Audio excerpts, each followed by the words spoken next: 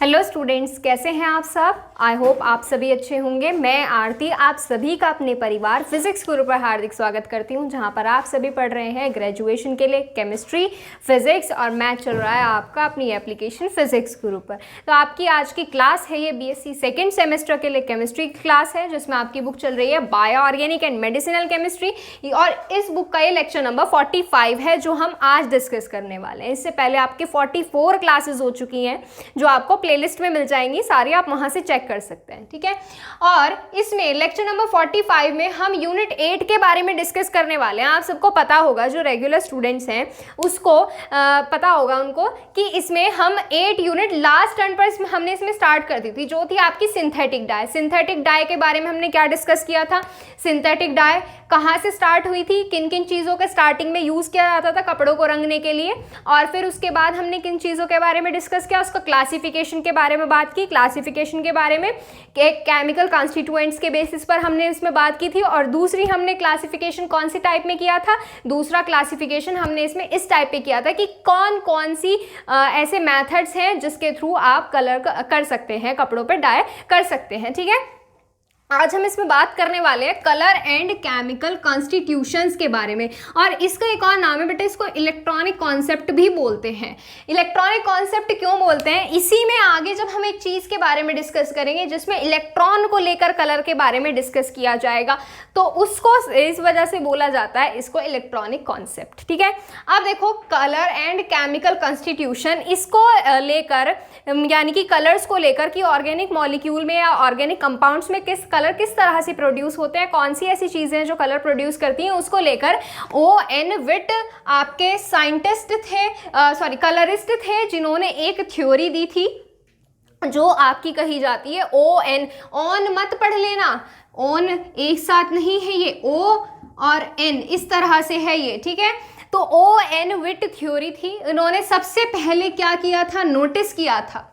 क्या नोटिस किया था बेटा, इन्होंने नोटिस किया था कि colour in organic compound is associated with the presence of certain group in the molecule. और ये इन्होंने नोटिस कब किया, मैं आपको बताऊं, ये इन्होंने नोट किया था किसमें, 1876 में। किसमें नोटिस किया था, 1876 में। तो बेटा 1876 ने विट ने ये चीज़ आइडेंटिफाई की थी कि किसी भी ऑर्गेनिक कंपाउंड का, ऑर्गेनिक क्या होते हैं, कार्बनिक यौगिक जो होते थे, उनमें जो रंग होता था वो किसी एक निश्चित ग्रुप की उपस्थिति की वजह से होता था। क्या होता था कि एक निश्चित ग्रुप की उपस्थिति की वजह से कोई भी ऑर्गेनिक कंपाउंड अपना कलर प्रोड्यूस करता था, ठीक है। He designated a group that produces color as a chromophore and a molecule containing such a group as a chromogen। अब देखो बेटा, ये जो दो टर्म है क्रोमोफोर और क्रोमोजन, इनको समझते हैं कि इन्होंने क्या कहा। अब इन्होंने ये तो बता दिया कि जो किसी भी ऑर्गेनिक मॉलिक्यूल में कुछ सर्टेन ग्रुप्स प्रेजेंट होते हैं, वो कलर के बारे में बताते हैं कि वो कलर प्रोड्यूस कर रहे हैं। अब उन्होंने एक चीज़ ये भी बताई कि उन्होंने क्या किया, एक कुछ ऐसे मॉलिक्यूल्स के बारे में बताया या कुछ ऐसे ग्रुप्स के बारे में बताया। मॉलिक्यूल के अंदर क्या प्रेजेंट होते हैं, ग्रुप्स प्रेजेंट होते हैं। कुछ ऐसे ग्रुप के बारे में बताया जो कलर प्रोड्यूस करते हैं, और उन ग्रुप्स को हमने क्या नाम दिया, उन ग्रुप्स को हमने नाम दिया क्रोमोफोर। यानी कि जो ग्रुप हमारे कलर प्रोड्यूस करेंगे किसी भी ऑर्गेनिक कंपाउंड के अंदर, वो हमारे कहे जाएंगे क्रोमोफोर। क्या कहे जाएंगे, क्रोमोफोर। अब देखो, क्रोमोफोर शब्द का मतलब क्या है। क्रोमोफोर शब्द का मतलब, क्रोमोफोर जो होता है वर्ड, दो वर्ड को कंबाइन करके बनाया है, क्रोमो और फोर। क्रोमो का अर्थ है कलर, क्रोमो का मीनिंग क्या होता है, कलर, और फोर का मतलब है यहाँ पर बियर। फोर का मतलब है बियर, BEAR, ठीक है। तो यहाँ से जो कलर प्रोड्यूस कर रहे हैं, यानी कि कलर बना रहे हैं, कलर को अपने अंदर स्टोर करके रख रहे हैं अपने पास, या कलर अपने अंदर से बाहर छोड़ते हैं, तो वो क्या कंपाउंड, वो ग्रुप क्या कहे जाएंगे, क्रोमोफोर्स कहे जाएंगे। या ये कह सकते हो कि जिनकी वजह से कलर प्रोड्यूस हो रहे हैं, जिनके पास इतनी क्षमता है कि वो कलर बना सकते हैं, वो कहे जाएंगे क्रोमोफोर। क्लियर है इतनी बात। अब आगे देखो, and a molecule containing such a group as a chromogen. और जो ग्रुप, जो मॉलिक्यूल मॉलिक्यूल ऐसा ग्रुप कंटेन करते होंगे, जो मॉलिक्यूल क्रोमोफोर को अपने अंदर कंटेन करते होंगे, वो मॉलिक्यूल क्या कहे जाते हैं? वो मॉलिक्यूल कहे जाते हैं क्रोमोजन। क्या? क्रोमोजन। बेटा यही है थ्योरी कलर की जो आपकी कही जाती है Witt theory of colour and constitution. क्या कही जाती है? Witt theory of colour and constitution. अब मैं आपको कुछ ऐसे ग्रुप्स के बारे में बताने वाली हूं जो आपके क्या है? क्रोमोफोर्स के अंदर आते हैं। क्या आते हैं? क्रोमोफोर्स के अंदर आते हैं। सबसे कॉमन ग्रुप है एजो ग्रुप। एजो ग्रुप में क्या होता है बेटा? 2 N प्रेजेंट होते हैं उसमें। किस तरह से? कुछ इस तरह से। ये कौन सा ग्रुप होता है आपका? Azo group. एजो ग्रुप होता है ना। और इसमें ऑर्थोक्विनोलिन, पैराक्विनोलिन, नाइट्रोसो और नाइट्रो ग्रुप, बेटा ये सारे ग्रुप मैंने जो आपको बताए, ये एजो, ऑर्थोक्विनोलिन, पैराक्विनोलिन, नाइट्रोसो और नाइट्रो, ये 5 ग्रुप ऐसे हैं जो अपनी प्रेजेंस होने की वजह से किसी भी कंपाउंड में अगर ये ग्रुप प्रेजेंस होंगे तो कोई भी कंपाउंड ऐसा नहीं होगा जो कलरलेस बने। सारे के सारे कंपाउंड एक कुछ ना कुछ पर्टिकुलर कलर प्रोड्यूस करेंगे। ठीक है, लिखो। एक तो हो गया एजो, एक पैरा और एक ऑर्थोक्विनोइड। पैरा और ऑर्थोक्विनोइड, पैराक्विनोइड, पैराक्विनोइड और क्या आ जाएगा? ऑर्थोक्विनोइड। क्या आ जाएगा? ऑर्थोक्विनोइड।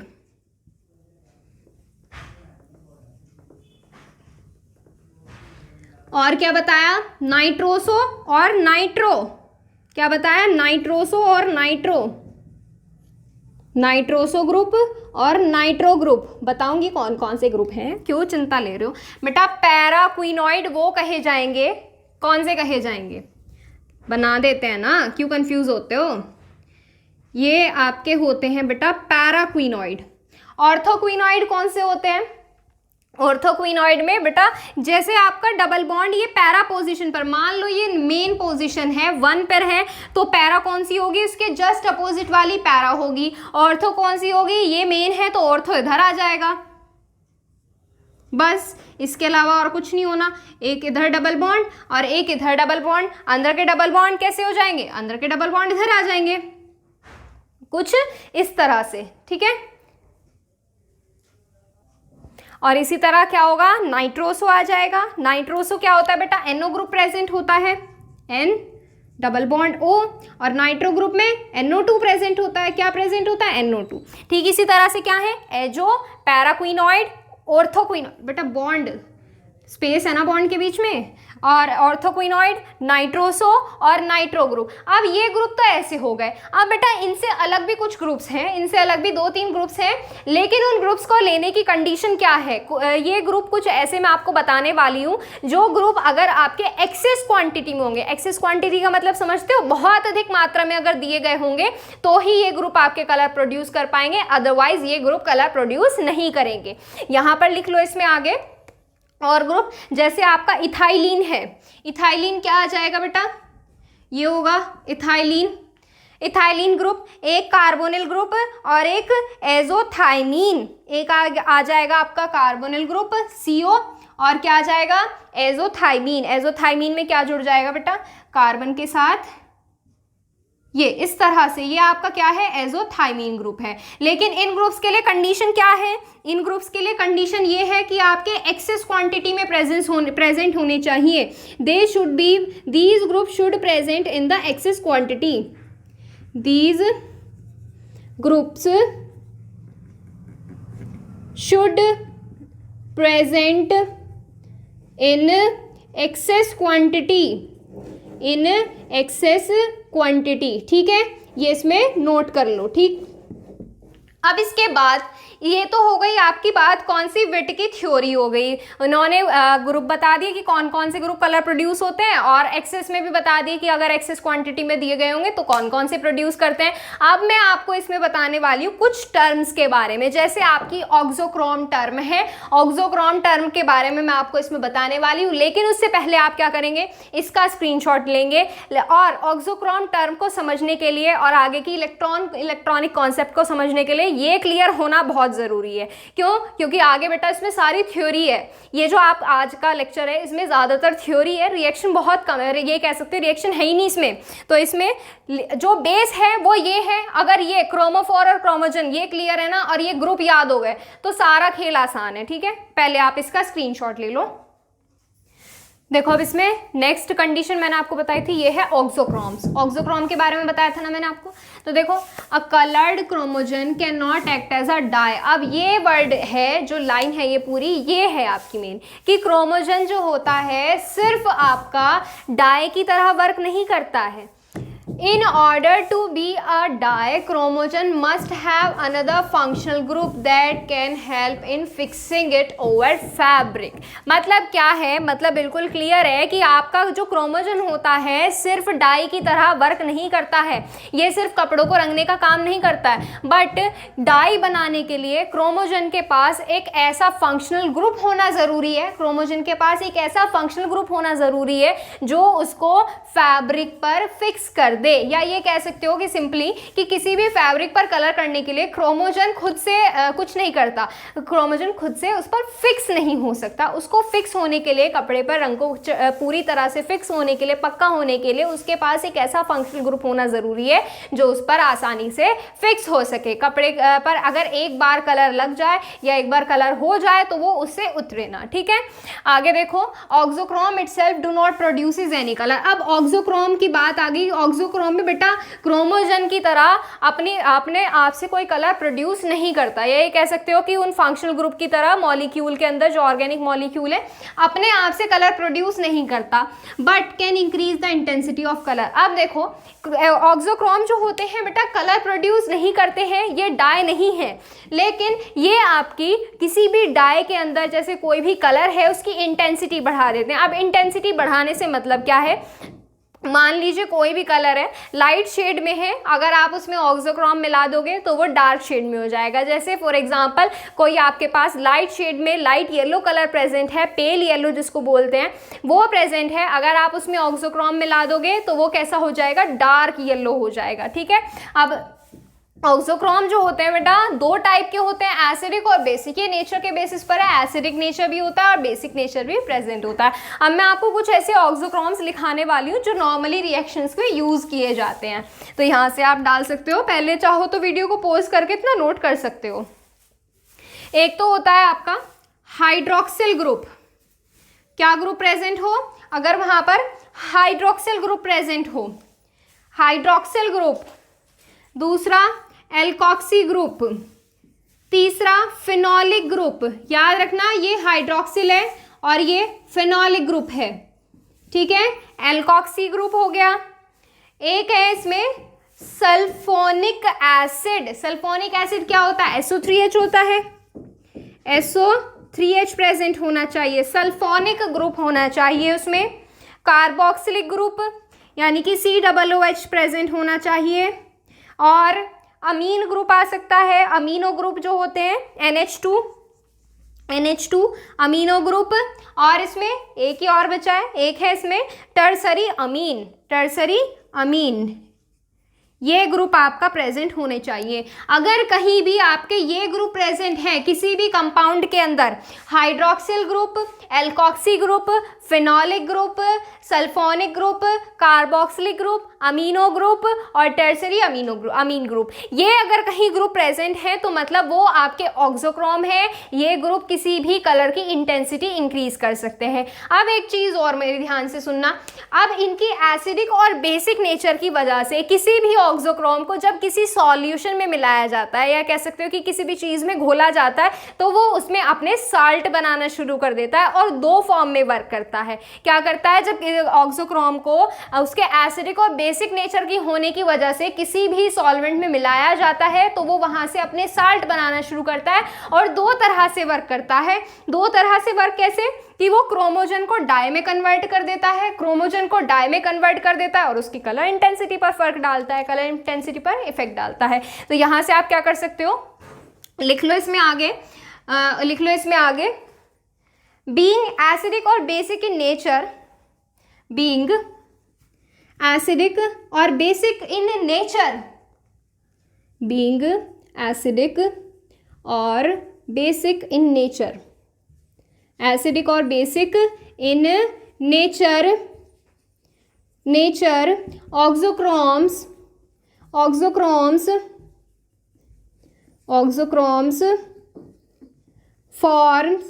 फॉर्म देयर साल्ट, क्या बनाएंगे, अपने साल्ट बनाएंगे, form their salt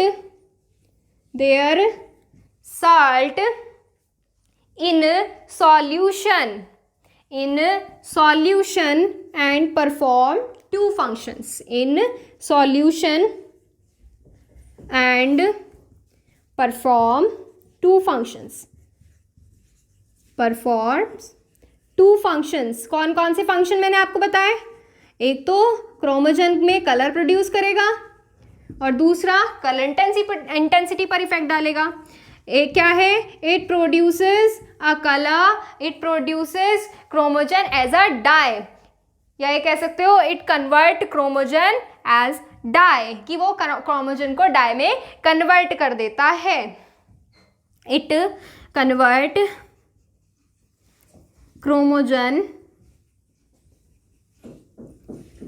into die, किसमें कन्वर्ट करेगा, डाई में, रंगों में कन्वर्ट कर देगा। दूसरा पॉइंट क्या बताया, it will effect on the intensity of colour, it will effect या affect the intensity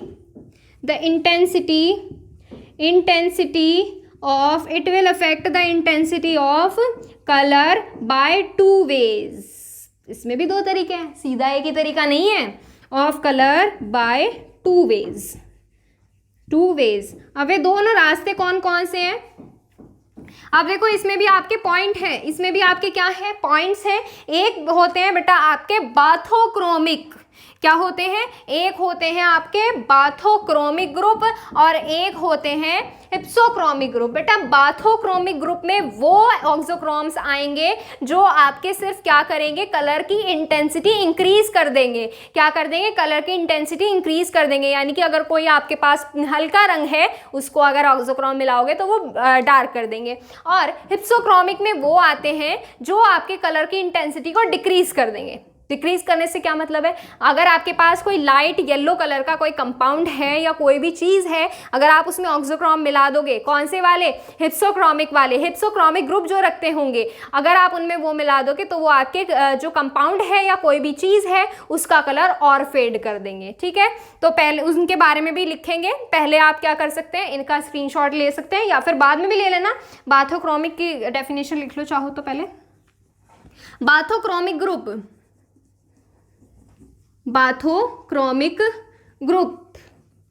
bathochromic group में क्या कौन कौन से आएंगे, in this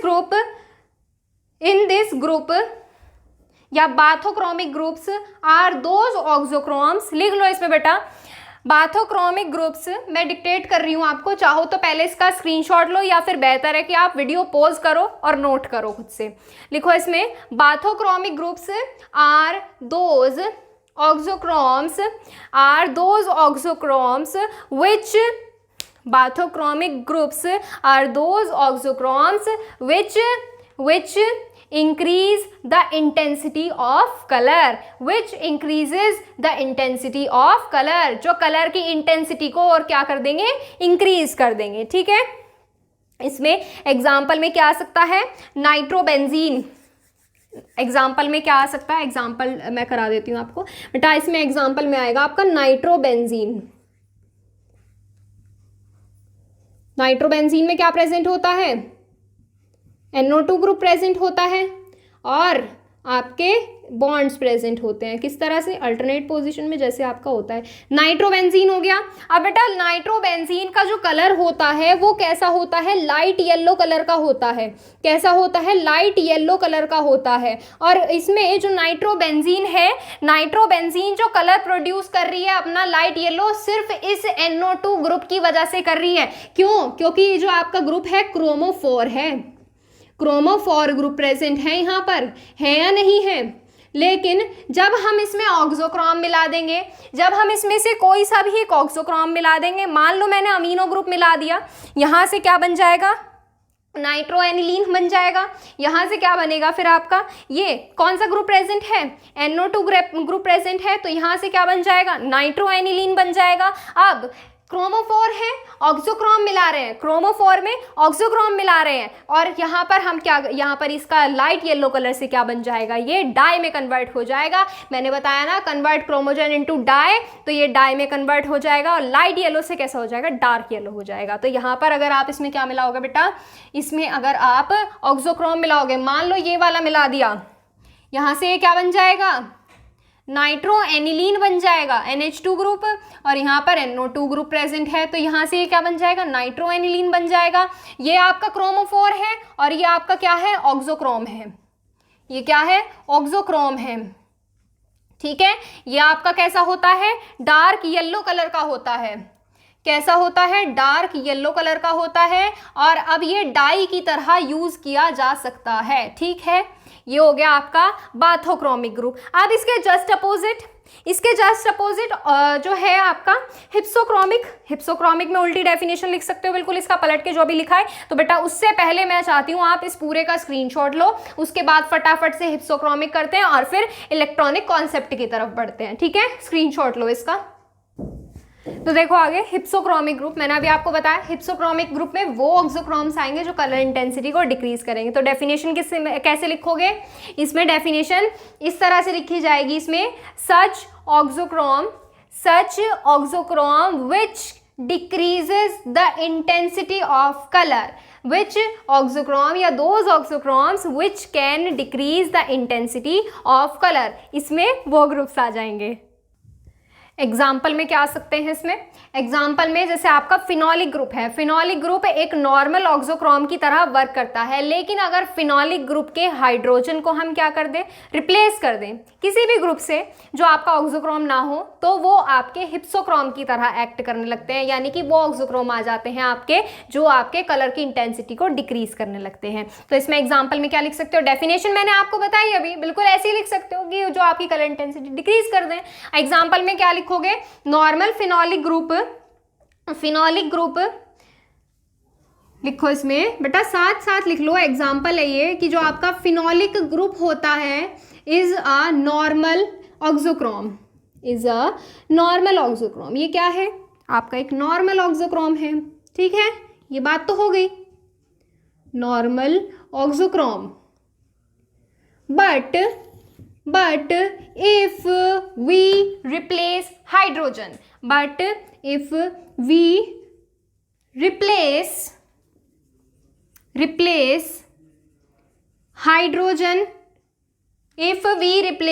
hydrogen by acetyl group, किसके साथ, by acetyl group, acetyl group के साथ अगर हम इसको रिप्लेस कर दें, बेटा एसिटिल ग्रुप कौन से होते हैं, बताओ कौन से होते हैं एसिटिल ग्रुप, अरे एसिटिल ग्रुप ये नहीं होते, COCH3 ये आपके एसिटिल ग्रुप होते हैं या नहीं होते, बताओ कौन से होते हैं भाई, अरे यही तो होते हैं। अगर आप इनको एसिटिल ग्रुप के साथ रिप्लेस कर दोगे हाइड्रोजन एटम को, तब ये आपका बिहेव करने लगेगा हिप्सोक्रोम की तरह, then it will behave as, या देन इट विल एक्ट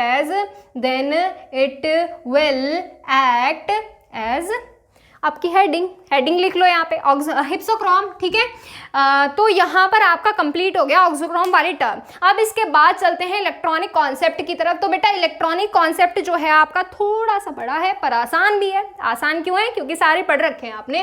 सारा क्या है इसमें बेटा, जो आपका इलेक्ट्रॉनिक कॉन्सेप्ट है वो इस चीज से लेकर दिया गया है, इलेक्ट्रॉन से रिलेटेड। इलेक्ट्रॉन से रिलेटेड किस तरह से, कोई भी चीज कलर प्रोड्यूस करती है, कोई भी कंपाउंड है जो अपना कलर प्रोड्यूस कर रही है, वो किसकी वजह से कर रही है, यानी कि उसमें क्या हो रहा है, ट्रांजिशन हो रहा है। ट्रांजिशन जब होता है किसी भी चीज के अंदर इलेक्ट्रॉन का, तब वो अपने कलर प्रोड्यूस करने लगती है। और ट्रांजिशन किसका करते हैं, इलेक्ट्रॉन्स का करते हैं। तो सीधी सी बात ये है, जब किसी भी एटम के अंदर जो इलेक्ट्रॉन प्रेजेंट होता है अपनी ग्राउंड स्टेट में, कौन सी स्टेट में, ग्राउंड स्टेट में, जब कोई भी इलेक्ट्रॉन प्रेजेंट होता है वो कैसा होता है, कलरलेस होता है। होता है, वो क्या होता है, कलरलेस होता है। लेकिन जब हम क्या करते हैं, इस ग्राउंडेड इलेक्ट्रॉन को थोड़ी सी क्या देते हैं, एनर्जी देते हैं। जब हम इस ग्राउंडेड इलेक्ट्रॉन को थोड़ी सी एनर्जी देते हैं तो ये इलेक्ट्रॉन क्या होता है, थोड़ा सा एक्साइट हो जाता है।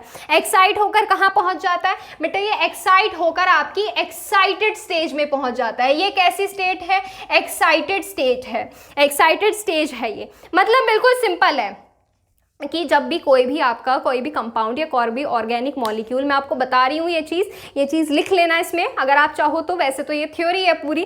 कोई भी मॉलिक्यूल, जब कोई मॉलिक्यूल ग्राउंड स्टेट में होता है तो वो कलरलेस होता है। कोई भी कंपाउंड अपना कलर तब प्रोड्यूस होता है जब उसमें इलेक्ट्रॉनों का ट्रांजिशन होता है। ये सारी चीज़ें पहले आपकी देखो, पहले जो थी ये सारी चीज़ें आपकी थर्ड ईयर में आती थी। इलेक्ट्रॉन किस तरह से कलर प्रोड्यूस हो रहे हैं, ट्रांजिशन किस तरह से हो रहा है, ये सारी चीज़ें थर्ड ईयर में थी। लेकिन जब से नई शिक्षा नीति आई है ये सारी चीज़ें आपकी मिक्स एंड मैच कर दिया। मतलब थर्ड ईयर फर्स्ट ईयर में आ गया, कुछ फर्स्ट ईयर सेकंड ईयर में, सेकंड ईयर का फर्स्ट ईयर में, सेकंड ईयर का थर्ड ईयर में, ऐसे हो गया है। तो ये सारी चीज़ें उसमें थी। तो लेकिन समझना बहुत आसान है, क्या है, जब आप क्या करोगे, ग्राउंड स्टेट में कोई भी चीज़ है, अगर आपको उसमें उसके एक्साइटेड स्टेज में पहुंचानी है तो आपको एनर्जी लगानी पड़ेगी। जैसे छोटी सी एक लैंग्वेज मान लो, आप फ्लोर पे, ग्राउंड फ्लोर पे खड़े हो, आपको पत्थर फेंकना है छत पे, तो क्या वो ऐसे ही उड़ के चला जाएगा, नहीं जाएगा ना। तो उसमें क्या करनी पड़ेगी, आपको जोर लगा के पत्थर फेंकना पड़ेगा, यानी कि उसमें क्या करनी पड़ेगी, एनर्जी लगानी पड़ेगी। तो इसी तरह से जब एनर्जी लगाओगे वो पहुंचेगा एक्साइटेड स्टेज में।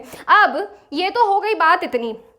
अब एक बात और देखो कि जो आपके बॉन्ड्स होते हैं इलेक्ट्रॉन्स के बीच में, वो भी आपके मैटर करते हैं। मैटर किस तरह से, अगर आपके इलेक्ट्रॉन आपस में स्ट्रॉन्ग बॉन्ड के साथ जुड़े हुए हो, टाइटली हेल्ड हो, तो उस बॉन्ड को आपको निकालने के लिए, यानी कि उस इलेक्ट्रॉन को एक्साइटेड करने के लिए आपको ज़्यादा एनर्जी की ज़रूरत पड़ेगी। जैसे मैं कहूँ ये इलेक्ट्रॉन है, ये इलेक्ट्रॉनों का एक समूह है, इसमें से ये इलेक्ट्रॉन है, ये इलेक्ट्रॉन है, ये इलेक्ट्रॉन क्या जुड़ा हुआ है, इस इलेक्ट्रॉन के ग्रुप से या मॉलिक्यूल से जुड़ा हुआ है। अब ये इलेक्ट्रॉन अगर टाइटली बंधा हुआ है तो इस इलेक्ट्रॉन को ग्राउंड स्टेट से रिमूव करने के लिए और एक्साइटेड स्टेज में पहुंचने के लिए मुझे क्या करनी पड़ रही है, एनर्जी लगानी पड़ रही है। अरे भाई खुद ही देखो मुझे क्या करनी पड़ रही है, एनर्जी लगानी पड़ रही है कैप को रिमूव करने के लिए। ठीक इसी तरह से होता है बेटा, बॉन्ड किस तरह के होते हैं आपके, जो नॉर्मल बॉन्ड पढ़ते हो, single bond, double bond. Single bond को क्या कहते हैं, सिग्मा बॉन्ड कहते हैं ना। और डबल बॉन्ड में क्या होते हैं, पाई बॉन्ड। सिंगल बॉन्ड इस तरह से होता है, डबल बॉन्ड इस तरह से होता है, जिसमें एक सिग्मा होता है और एक पाई बॉन्ड होता है। तो अब इसमें एक चीज़ और आपको पता होगी कि सिंगल बॉन्ड जो होता है डबल बॉन्ड की कंपैरिजन में बहुत स्ट्रॉन्ग बॉन्ड होता है। तो सिंगल बॉन्डेड इलेक्ट्रॉन जो होंगे, जो सिंगल बॉन्ड से जुड़े हुए होंगे, वो इलेक्ट्रॉन को एक्साइटेड करने के लिए ज़्यादा एनर्जी लगानी पड़ेगी, ज़्यादा एनर्जी लगानी पड़ेगी। ज़्यादा एनर्जी लगाने का मतलब क्या है, high frequency and short wavelength, high frequency and short wavelength. और पाई बॉन्ड का मतलब क्या है, पाई बॉन्डेड इलेक्ट्रॉन्स वो होंगे जो आपके लूजली जुड़े हुए होंगे। जैसे ये है इस टाइम पे, ये देखो कैसे जुड़ा हुआ है, बहुत लूजली जुड़ा हुआ है, हल्की सी फोर्स लगाई और ये क्या हुआ, रिमूव हो गया। ठीक इसी तरह से पाई बॉन्डेड इलेक्ट्रॉन्स होते हैं, ये आपके थोड़ी सी एनर्जी लगाने पर ही एक्साइटेड स्टेज में पहुंच जाते हैं। ठीक है, इतनी बात समझ में आ गई। तो अगर आप ये लिखना चाहो तो मैं आपको एक प्रॉपर वे में डिक्टेट कर देती हूँ, आप लिख लीजिए। ठीक है, तो देखो इसमें अब कि कोई भी इलेक्ट्रॉन जब आपका किसी भी रीजन में रखा जाता है, अल्ट्रावायलेट रीजन और विजिबल रीजन, कोई भी क्षेत्र है जहाँ पे लाइट आ रही है, अल्ट्रावायलेट रेज जो होती हैं सन से मिलती है, सूरज से मिलती है, ये जो अल्ट्रावायलेट रीजन में रखा होगा, it will absorb the energy को एब्जॉर्ब करेगा। Then the electrons of the ground state will excited and reach to the excited energy level. Then वे क्या करेंगे, एक्साइटेड एनर्जी लेवल पर पहुंच जाएंगे, उत्तेजित अवस्था जो होती है वहां पर पहुंच जाएंगे। अब इसमें देखो, if the electrons of pi bond, अगर पाई बॉन्ड के इलेक्ट्रॉन्स जो होंगे वो उनको रिमूव करने के लिए क्या चाहिए होगी, हमें कम पाई बॉन्ड के इलेक्ट्रॉन्स को रिमूव करने के लिए हमें कम एनर्जी की जरूरत पड़ेगी। If the electrons of pi bond, या ऐसे लिख सकते हो कि electrons of pi bond are held together loosely, so less energy is required to excite their electron. अब आगे लिखो, इफ द इलेक्ट्रॉन्स आगे क्या आएगा, if the electrons are held together by sigma bond, why sigma bond, तो उसमें क्या होगा, उसमें सिग्मा बॉन्ड से अगर जुड़े होंगे then large amount of energy is required, then large amount of energy is required to remove an electron या टू एक्साइटेड एन इलेक्ट्रॉन। ठीक है, अब ये बात हो गई। अब इसमें मैं आपको एक चीज बताती हूं कि पाई बॉन्ड के अंदर भी वे इलेक्ट्रॉन जो आपके किसके साथ जुड़े हुए हैं, जो आपके कॉन्जुगेटेड फॉर्म में प्रेजेंट हो, यानी कि कॉन्जुगेशन में अगर आपके पाई बॉन्ड प्रेजेंट हो तो वो आपके और भी कम एनर्जी लेते हैं। मतलब क्या है, जैसे कॉन्जुगेशन में आपके पाई बॉन्ड है, कुछ इस तरह से दिए हुए हैं आपके पाई बॉन्ड, अगर आपके पाई बॉन्ड इस तरह से प्रेजेंट है तो वो आपके स्टेज जो होती है वो आपकी ज़्यादा स्टेबल कही जाती है। ज़्यादा स्टेबल क्यों, क्योंकि बेटा इसमें पाई बॉन्ड का डीलोकेलाइजेशन होता है। डीलोकेलाइजेशन किस तरह से, डीलोकेलाइजेशन इस तरह से, ये बॉन्ड ऐसे ही टूटेगा, एक बॉन्ड जिधर टूटता है डायरेक्शन सभी की ऐसी होती चली जाती है, यहाँ पर पॉजिटिव, यहाँ पर नेगेटिव, यहाँ पर पॉजिटिव, यहाँ नेगेटिव, यहाँ पॉजिटिव, यहाँ नेगेटिव। तो इसी तरह से क्या, यहाँ पर एक बॉन्ड टूट जाएगा, ये पॉजिटिव चार्ज, ये कहीं और बॉन्ड बनाएगा, यहाँ पर क्या हो जाएंगे, ये दोनों बॉन्ड डबल बॉन्ड, फिर यहाँ सिंगल, फिर यहाँ पर डबल, फिर यहाँ पर सिंगल, फिर यहाँ पर ऐसे इस तरह से बढ़ते चले जाएंगे। तो ये क्या है बेटा, जो कॉन्जुगेशन में अगर पाई बॉन्ड आपके प्रेजेंट होते हैं तो ये आपके उसको एक्साइटेड स्टेज को स्टेबल करके रखते हैं। अब स्टेबल करके रखते हैं तो देखो मैंने यहाँ पर पाई बॉन्ड को आसानी से ब्रेक किया, इलेक्ट्रॉन का डीलोकेलाइजेशन हुआ, बहुत सारे इलेक्ट्रॉन बन गए, एक बॉन्ड को ब्रेक करने से बहुत सारे इलेक्ट्रॉन बनते चले गए। जब बहुत सारे इलेक्ट्रॉन बनते चले गए तो क्या वहां पर बहुत ज्यादा एनर्जी की जरूरत पड़ेगी इलेक्ट्रॉन को एक्साइटेड करने के लिए? नहीं ना। तो ये एक चीज भी आप इसमें लिख सकते हैं, लिखो इसमें, most importantly electron present in conjugated system, electrons most importantly electrons present in conjugated require less energy। क्यों रिक्वायर करते हैं, मैंने आपको बताया, because they are present in conjugation and to stable the excited state they will delocalise the bond या they will delocalise the electron to stabilise the excited stage. So electron can easily move to the ground stage from the ground stage to the excited stage, कि electron क्या होंगे, ground stage से आसानी से excited stage में पहुंच सकते हैं। ठीक है, ये तो बात हो गई इतनी। अब मैं आपको एक चीज और बताऊंगी, वो चीज़ क्या है, पहले मैं थोड़ा सा लिख देती हूँ, क्यों, क्योंकि वो चीज़ें इंपॉर्टेंट, अब तक जो बताई ये सारी बातें तो आपको पता थी। अब जो मैं बताने वाली हूँ ये है आपका किससे, इलेक्ट्रॉनिक कॉन्सेप्ट, कलर के इलेक्ट्रॉनिक कॉन्सेप्ट से रिलेटेड। ये मैं लिख देती हूँ, देखो अब तो बेटा इसमें मैंने भी ये चीज़ लिख दी है, देख लो। अब थोड़ा सा, बस थोड़ा सा है, ज़्यादा नहीं रह रहा है, थोड़ा ही रह रहा है। देखो बेटा, organic compound containing only sigma bond absorb light in the ultraviolet region. मतलब जो आपके ऑर्गेनिक कंपाउंड, वे कार्बनिक यौगिक जो आपके सिर्फ सिग्मा बॉन्ड कंटेन करते हैं, वो आपके अल्ट्रावायलेट रीजन को एब्जॉर्ब कर लेते हैं, कि जो भी आपके अल्ट्रावायलेट किरणें आती हैं वो एब्जॉर्ब कर लेते हैं।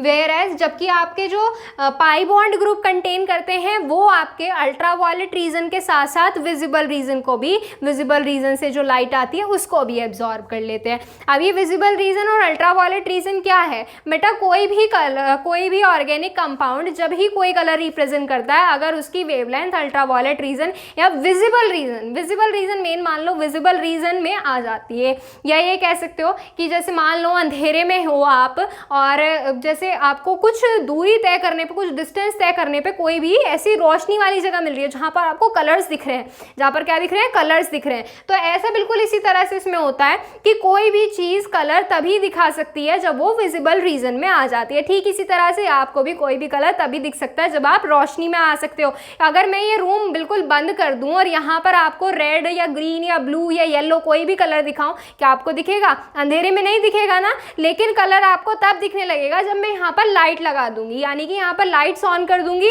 तो आपको कलर दिखेगा। ठीक इसी तरह से ऑर्गेनिक कंपाउंड होते हैं, अगर आपके लाइट होती है या विजिबल क्षेत्र में होता है जहां पर आपको चीजें दिख सकती हैं, आसानी से अपीयर हो सकती हैं, उनमें ही आपके कोई भी ऑर्गेनिक कंपाउंड कलर प्रोड्यूस करता है। ठीक है, अब देखो, conjugated pi bond require less energy to excite an electron. ये मैंने आपको बताया अभी कि जो पाई बॉन्ड अगर आपके कॉन्जुगेशन में प्रेजेंट होते हैं वो आपके कम एनर्जी रिक्वायर करते हैं। अब आगे देखो, so these absorb ultraviolet light at a longer wavelength. मतलब क्या, मतलब ये है कि आपके अल्ट्रावायलेट लाइट को भी एब्जॉर्ब करेंगे, लेकिन वेवलेंथ कैसी हो जाएगी, लॉन्ग हो जाएगी, तरंग दैर्ध्य कैसी हो जाएगी, लंबी हो जाएगी, ज़्यादा हो जाएगी एज द कॉन्जुगेशन इंक्रीजेस। अब देखो जैसे जैसे कॉन्जुगेशन इंक्रीज होता चला जाएगा, मैं ये सारी चीज़ें बता रही हूँ, रिलेट करना है एक दूसरे से, जैसे जैसे कॉन्जुगेशन इंक्रीज होता जाएगा बेटा वेवलेंथ इंक्रीज हो जाएगी, और जैसे जैसे वेवलेंथ इंक्रीज होने का मतलब क्या है कि जितनी ज़्यादा वेवलेंथ उतनी ज़्यादा लाइट को वो क्या कर सकेगा, एब्जॉर्ब कर सकेगा, उतनी ज्यादा लाइट को एब्जॉर्ब करेगा। Wavelength of the light absorbed is always increases, कि लाइट के थ्रू अगर आपका देखो कॉन्जुगेशन ज्यादा है, चेन बहुत लंबी है, तो इसका मतलब ये है वेवलेंथ इंक्रीज है। वेवलेंथ इंक्रीज का मतलब क्या है कि वो लाइट ज़्यादा एब्जॉर्ब करा, ठीक है। When wavelength is long enough to be in the visible region the colour of the compound will produce. अगर आपकी वेवलेंथ इतनी लंबी हो जाती है कि आप विजिबल रीजन तक पहुंच पाते हैं, तभी कोई भी कंपाउंड कलर प्रोड्यूस कर पाता है। मैंने आपको बताया कि अगर आप अंधेरे से रोशनी तक का सफ़र तय करते हो तभी आपको कलर दिखते हैं, अदरवाइज नहीं दिखेंगे। बेटा कुछ एग्जाम्पल हैं आपके, ये बहुत ही कॉमन एग्जांपल है। जैसे आपका बेंजीन होता है, यहाँ पर आपका बेंजीन 255 nm नैनोमीटर तक लाइट को एब्जॉर्ब करता है, यानी कि ये आपकी 255 nm इसकी वेवलेंथ है, नैनोमीटर में की है इसका मेजर, 255 nm इसकी वेवलेंथ है जो बेंजीन एब्जॉर्ब कर रहा है, लेकिन but still it is a colourless. Why it is colourless? बताओ कलरलेस क्यों? क्योंकि बेटा इसकी वेवलेंथ इतनी नहीं हुई कि अंधेरे से दूरी तक रोशनी तक चला जाए, ये बीच में ही लुढ़क गया। अब देखो इसमें आगे नेप्थलीन और एंथ्रासीन भी कलरलेस है। क्यों? क्योंकि बेटा as these wavelengths does not belongs to the visible region, ठीक है। अब देखो आगे, अब हम क्या करेंगे, अब हम अपना लगाएंगे इसमें साइंटिस्टों वाला दिमाग। क्या लगाएंगे? अब देखो इसमें हमने क्या किया, हमने नेप्थलीन और एंथ्रासीन के अंदर फ्यूज रिंग बढ़ा दी। हमने क्या की? रिंग बढ़ा दी। बेंजीन में रिंग होती है, नेप्थलीन में रिंग होती है, एंथ्रासीन में रिंग होती है। हमने क्या करा, इनमें रिंग बढ़ा दिया। ये कह सकते हो कि हमने कॉन्जुगेशन बढ़ा दिया इनमें। जब हमने इनमें कॉन्जुगेशन बढ़ाया तो इनकी वेवलेंथ भी क्या हो जाएगी, इंक्रीज हो जाएगी। वेवलेंथ इंक्रीज, विजिबल रीजन में पहुंच जाएंगे, कलर दिखाने लगेंगे। ठीक इसी तरह से नेप्थलीन जो है, नेप्थलीन और एंथ्रासीन, जब हम इनमें क्या कर देते हैं, नेप्थलीन और एंथ्रासीन में फ्यूज रिंग बढ़ा देते हैं। अगर हम नेप्थलीन में 4 फ्यूज रिंग और एंथ्रासीन में 5 फ्यूज रिंग बढ़ा देते हैं, तब ये आपके पीला और नीले रंग का दिखने लगता है। बेटा जब इसमें फ्यूज रिंग बढ़ाते हैं तो नेप्थलीन आपका हो जाता है नेप्थ्रासीन हो जाता है, और एंथ्रासीन होता है पेंटासीन हो जाता है, ठीक है। ये सिर्फ इनकी वजह से, ये जो इनके नाम है हमने फ्यूज रिंग बढ़ाई है, इस वजह से हो जाता है ये, ठीक है। और ये रेस्पेक्टिवली कौन कौन से कलर रिप्रेजेंट करते हैं, जो आपका नेप्थ्रासीन है ये येलो और एंथ्रासीन ब्लू कलर रिप्रेजेंट करता है। इसी तरह से इसमें जो बेंजीन होता है, बेंजीन आपका क्या है, बेंजीन ग्रेफाइट की पूरी एक शीट है जिसमें चारों तरफ से फ्यूज रिंग आकर जुड़ जाती हैं। जब चारों तरफ से फ्यूज रिंग आकर जुड़ जाएंगी तो सभी उसमें कलर आसानी से एब्जॉर्ब कर लेगा। जब सभी कलर आसानी से एब्जॉर्ब कर लेगा तो वो क्या करेगा, ब्लैक कलर शो करेगा। तो अब आप इसका स्क्रीनशॉट ले लो।